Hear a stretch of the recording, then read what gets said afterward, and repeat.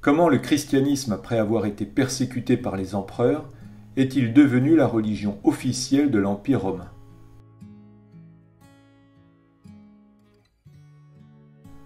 En 28, dans la province romaine de Palestine, un juif nommé Jésus prétend être le Messie attendu par le peuple juif.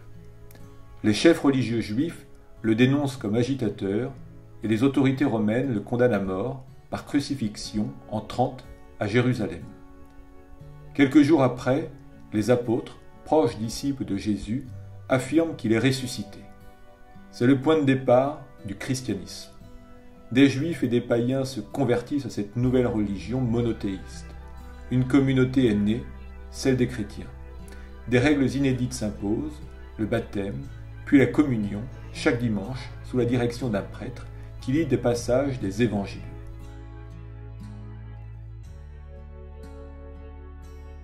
Entre le 1er et le 3e siècle, les chrétiens sont victimes de persécutions parce qu'ils refusent de pratiquer le culte impérial.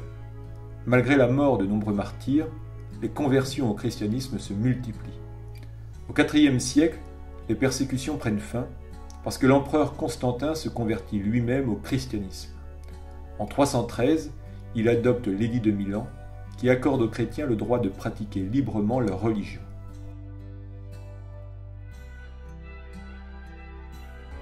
Après Constantin, tous les empereurs romains sont chrétiens. En 381, l'empereur Théodose décide même de faire du christianisme la religion officielle de l'Empire.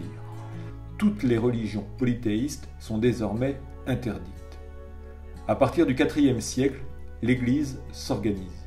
Des règles sont posées.